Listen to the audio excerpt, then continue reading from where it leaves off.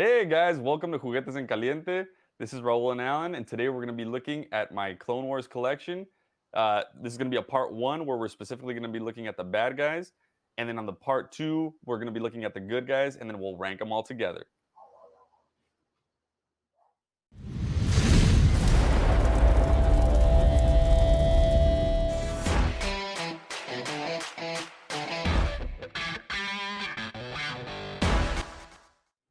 Hey guys, we're going to start with the bad guys here.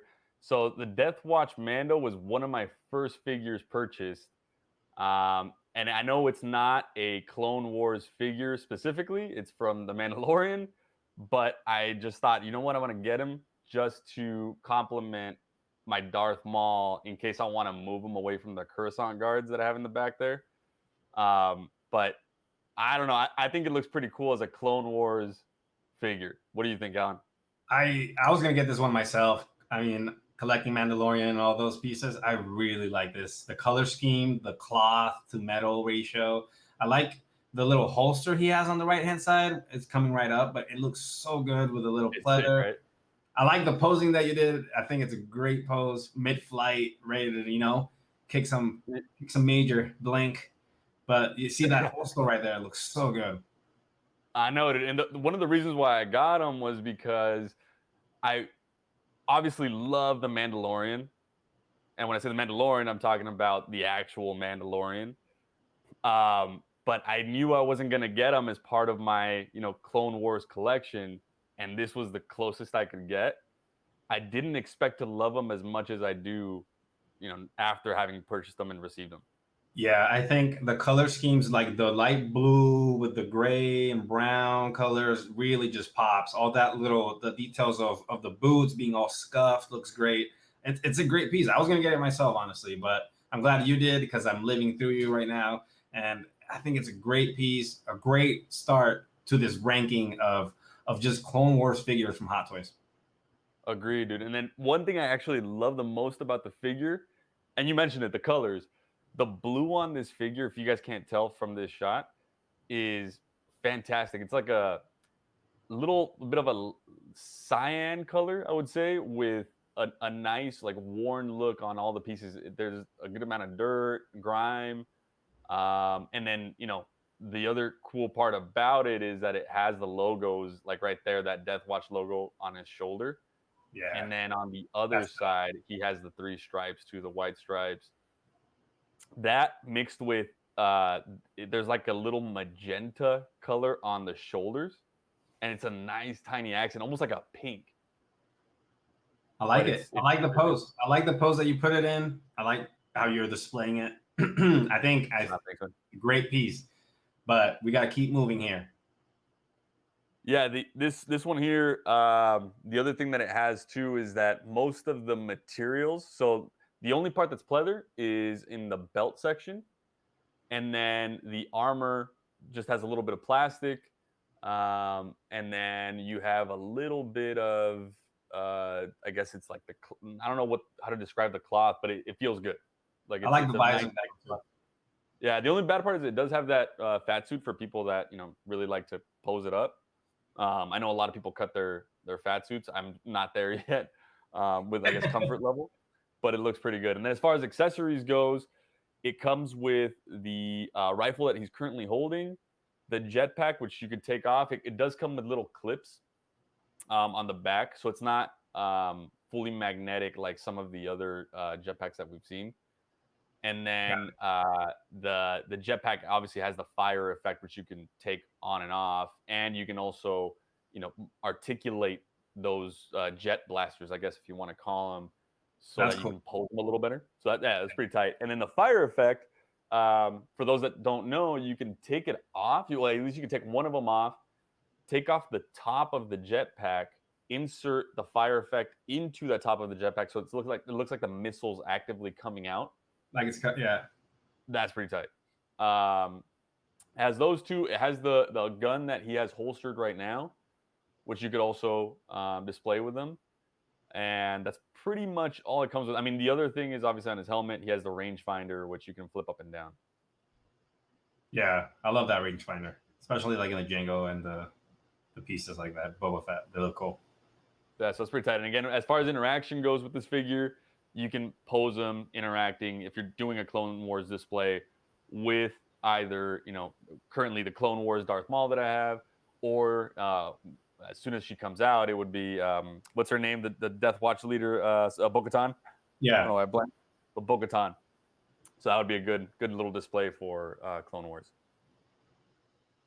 This one here is my Darth Maul figure. It is pretty stunning.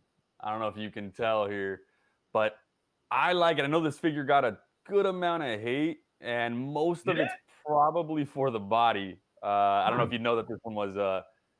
They said it's like a recycled body from, I think, a Wolverine figure. Oh wow, I didn't know that. Yeah, so you can still see like it's. I think it's one of the first Darth Maul fully painted bodies, which is why people do like it. But the chest area under the paint, you can see hair details. And maybe I'll show a shot right here so you guys can actually see the close up of the hair. But There's it's there. hair details? Yeah, there's hair details. Like if you look below the paint of the chest, there's weird. like tiny hair strands. Yeah, it's a little weird. I mean, what's there to say about, Darth Maul? He's just one of the best characters that ever came out, especially out of the prequels, right? He just looks great. Man. I love that head sculpt. I like the metallic feet as well, the legs. I think they look great. They look good to Clone Wars. I wanted to get the Rogue, not the Rogue One, the Solo one with the metallic legs, but that one's sick. Yeah, I think that's probably one of the best Darth Maul figures from what I've heard. I don't have it again, but the one from the Solo Darth Maul, I heard is pretty legit. I really like his belt, the little 3 belt things that he's got there that support his, like, I don't know, what do you call it? The robotic legs. Yeah, that looks great. Yeah, dude, it's pretty good. And then the other thing that it has, the legs are actually super sturdy. It's probably, out of all my figures, the sturdiest legs for posability. Like every joint is super solid. It looks like he's putting all his weight in the front left one right there. So yeah, I can totally. Yeah, the only thing I don't like, I mean, is again when I take off. Some people obviously want to pose him without his top robe. Top robe, sorry. He's a little skinny for my taste. But again, I mean, in Clone Wars, he is a skinny Darth Maul anyway. So I think it's pretty accurate to the actual show. That's true. He's not like the biggest dude. No, he's not. He's pretty lanky. Again, depending on which episode of Clone Wars you're watching, but really he is the guy that made me fall in love with that entire series. Like you said, I mean, from The Phantom Menace, everyone was already waiting for, hopefully, another chance to see Darth Maul. When he came out in Clone Wars, that was amazing. But not only that, but they have actually developed the story behind them, which is really why I fell in love with this series. I like that you have the action blades on it. It looks really cool. Because normally a lot of people don't like them. I like them. As far as accessories go, it comes with the action blades. It comes with obviously the normal straight ones. He does come with an arm. I believe this one, comes with an arm that's battery powered as well. So you could light those up if you wanted to. I don't really mess with the battery powered stuff. Yeah. He comes with an accessory that's again from the Clone Wars, which is a armband from one of the clone troopers that you could either have them holding and kind of interacting with, and then that's pretty much it. Does he come with a cloak? This one does. It's not a cloak necessarily. It's like a hood that you can attach. I had him displayed like this for a while with the actual hood. The problem with it is that you can't really, because of his horns and I guess the lack of strength of the wire in that hood. Yeah, it doesn't want to stay, I don't know if you know what I'm talking about, but I guess close up to his face. Yeah, it doesn't want to. It rises like right here. Yeah, it tends to pop up. You can get it if you really, kind of mess with it. But the reason I took it off was I liked how it looked with it, but I wanted to have my collection as accurate to the Clone Wars, actual animated series as I possibly could. And you'll see this with the rest of the figures as well, too. Yeah, I mean, it's going to be a tough ranking. I have very, very tight emotions with Darth Maul. Childhood memories. So I don't know. I feel Really, you. As far as interactions, I mean, I guess articulation and posability with this guy, pretty posable. The only place where he has hindrance would be, I would say, in his shoulder area. So if you're worried about getting him into Spider-Man type poses, or I guess even Darth Maul poses, right? That's where he would kind of have a little bit of a hindrance.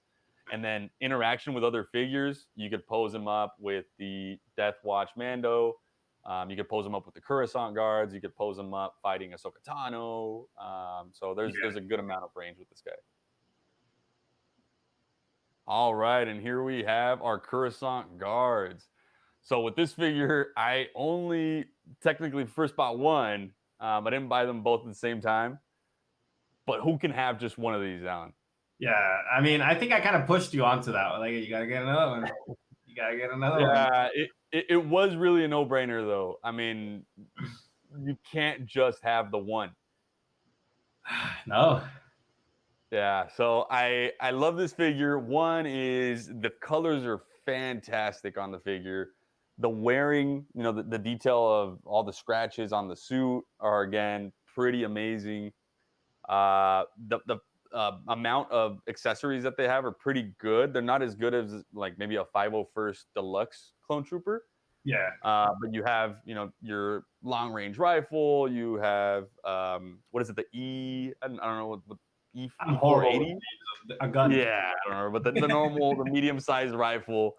And then one of the actually coolest pieces that it has that I'm actually not displaying it with is the basically like the staff. Yeah, it's like a staff or something with lightning on the ends that the Coruscant Guards usually, kind of hold and either protect stuff with or get into fights with. But I like them displayed like this with the current setup, at least for now, kind of guarding that what is it, the Darth Maul catacomb, if you want to call it, or prison cell that you see in the back there. But I love these figures, man. Again, I was excited to have both, and really they're more to me accents for my Darth Maul figure.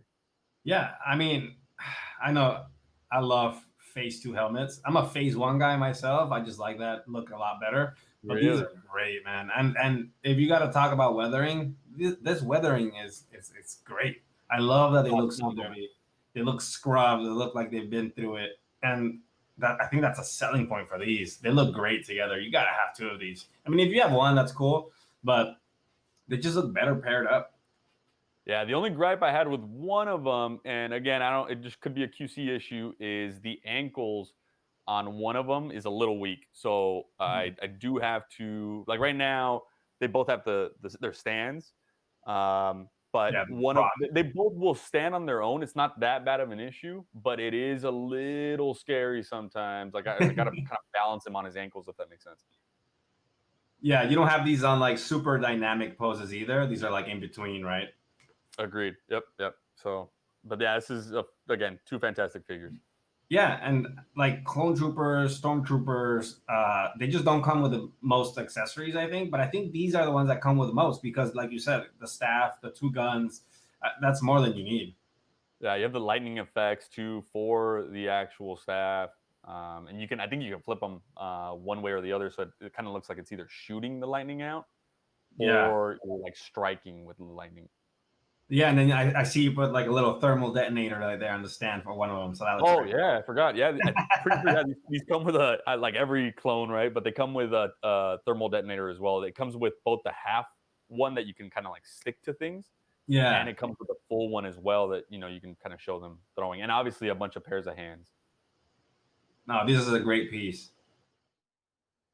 Thanks, guys, for watching. That was the bad guys of my Clone Wars collection. Stay tuned for the second part. We'll be talking about the good guys and ranking everything. Make sure to like and subscribe.